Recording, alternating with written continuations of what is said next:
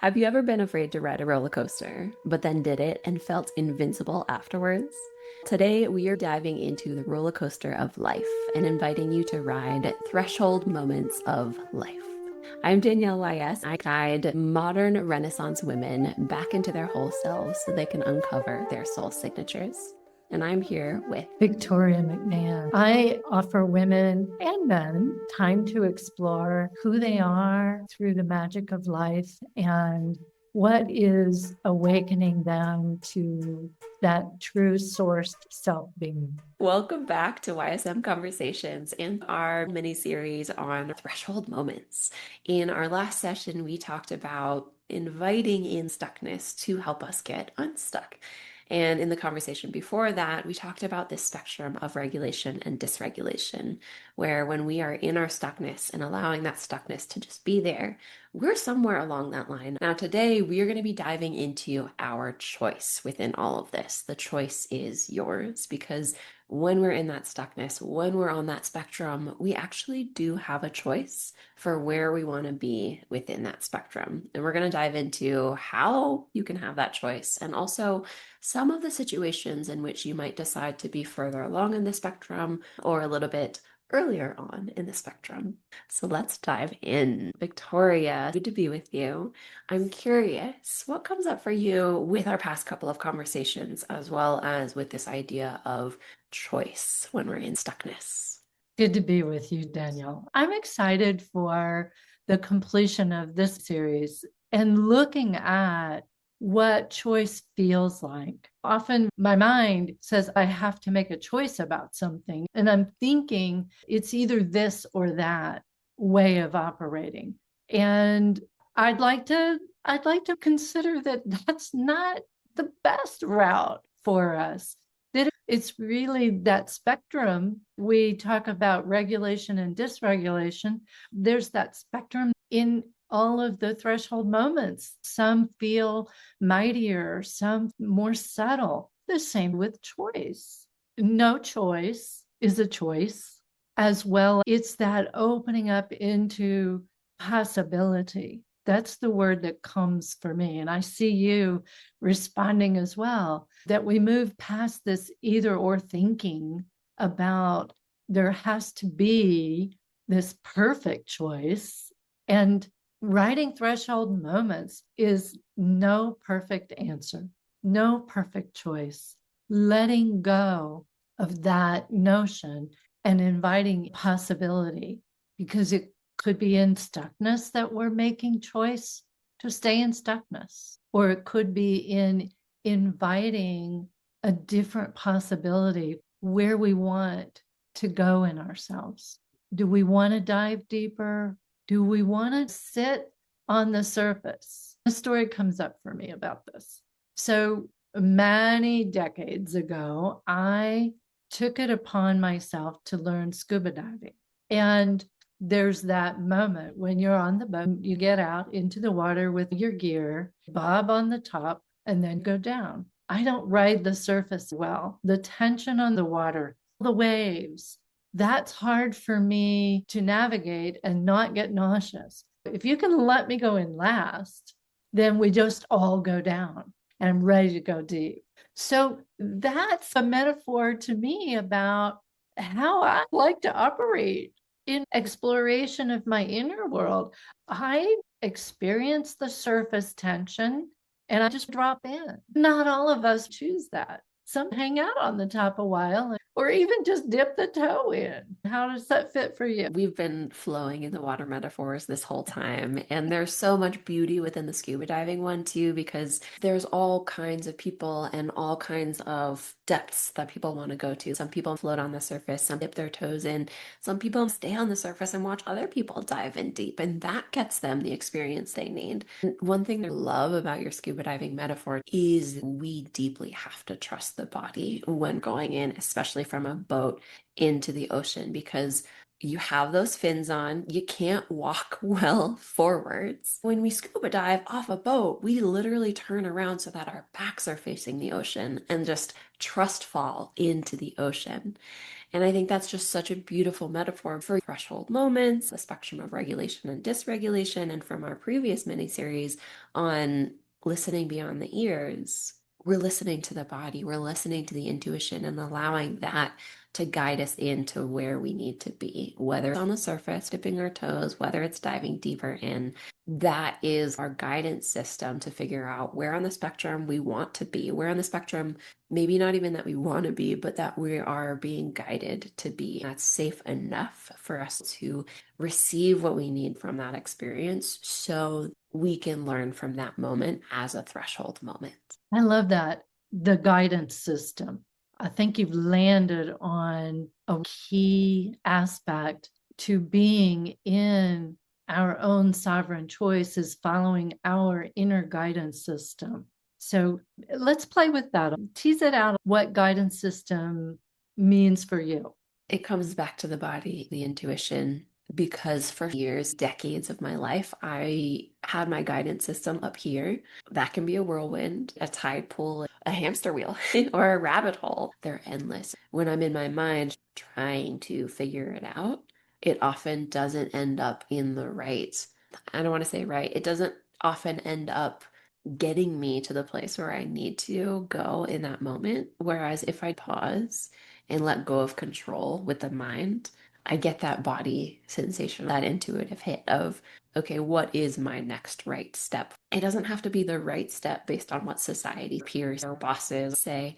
It's the next right step for me to receive the next threshold moment. And what that feels like, we talked about it in our previous mini series on the body and on intuition, but it feels like that like full body yes, and that just deeper knowing, even if we don't know intellectually why. Those are the guidance nudges, if we're using the language from the previous series, that I have learned to look for. Sometimes it feels like a whisper, sometimes a scream, and it takes time to calibrate to our own guidance systems.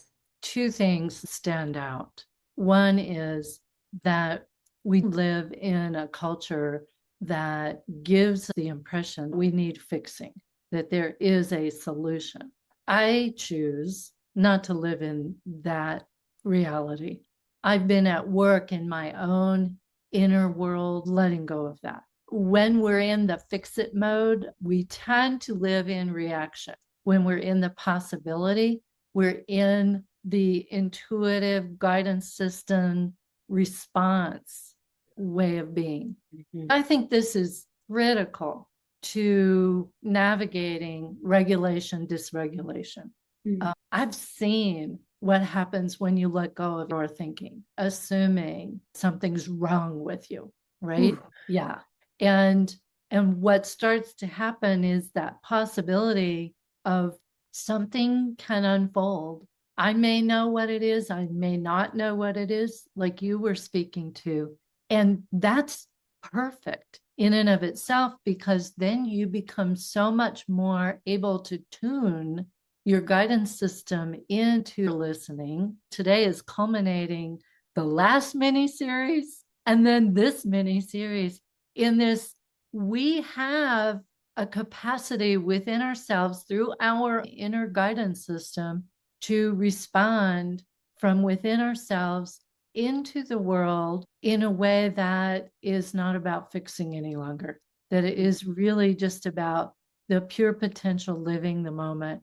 And that's what it is, writing threshold moments. My intuitive self is like so fired up because words are coming out of my mouth that are from that soul being sense of me that I could not have told you 10 minutes ago that this would have been here. And here it is that response rising up rather than I got to figure it out. It's like, oh, what is really there? Here's what comes to my mind. And I'd love you to speak about it because you did such a great job yesterday in talking about the invitation into stuckness. And there's a relationship for what I'm saying now to pull that thread in. And I wonder, does that resonate for you? Does something bubble up for you in relating stuckness to this possibility of living this way? Definitely. And it's so juicy.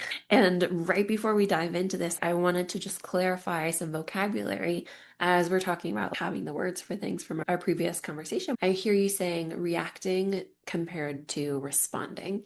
And I just want to quickly give ground to both of those things, where reacting is that subconscious reaction, that subconscious way that we act and have been acting in the world for maybe our whole lives. It's a pattern that we're running unconsciously. Responding is when we start to notice that pattern and then break the pattern and then start to choose our response in a way that is conscious and aligned with how we want to show up in the world. I wanted to presence those two and make sure we're building this whole ecosystem together. To your question of the invitation into stuckness and the channeling through what needs to come to help us respond more and get out of fix it mode, what comes to me most with the invitation into stuckness is related with my human design.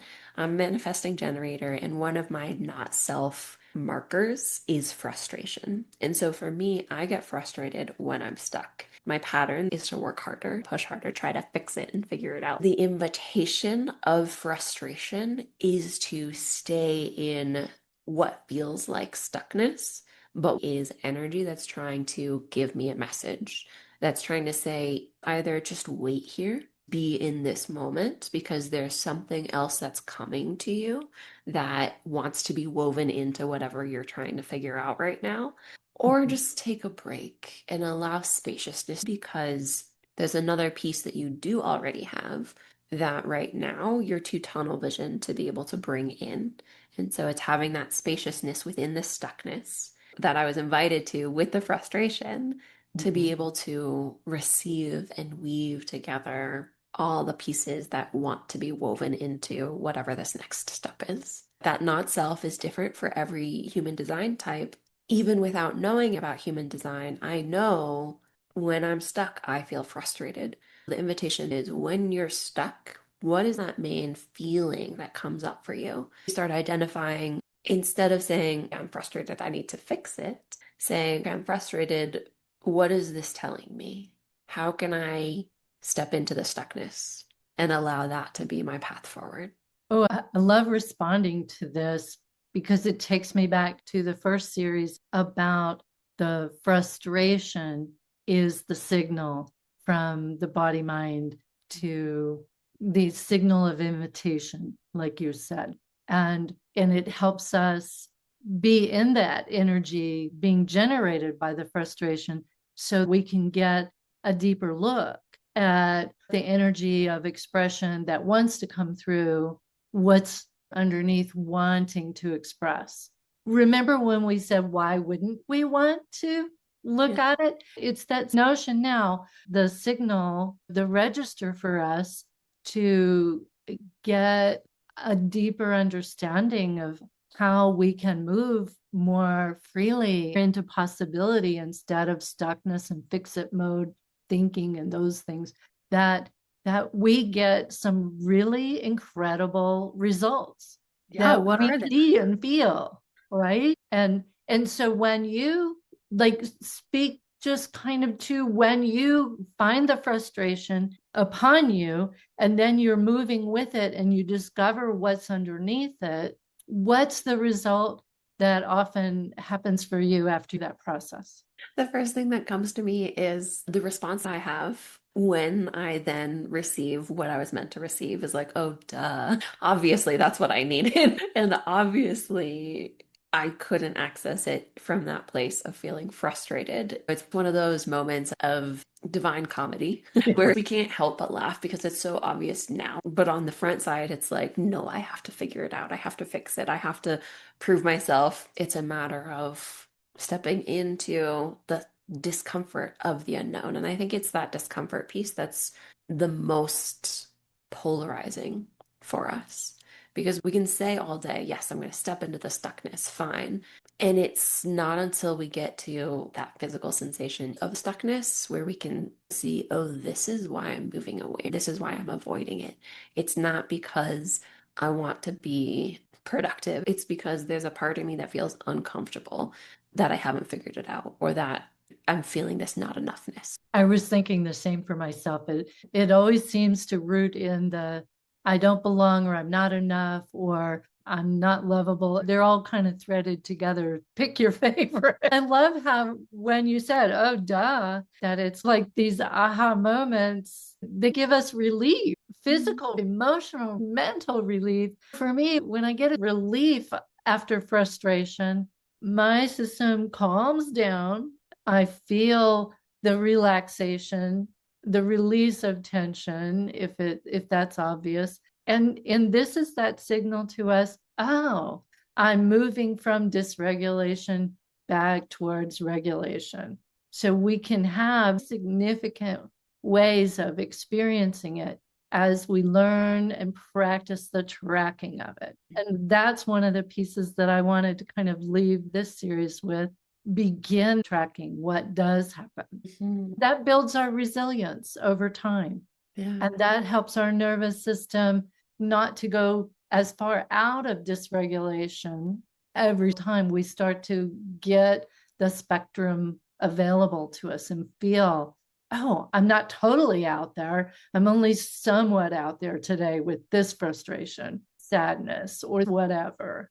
So I'm wondering, like, what are some of your last thinkings on this one? My nudge was to ask you what your number one recommendation would be for starting this practice of tracking for anyone listening.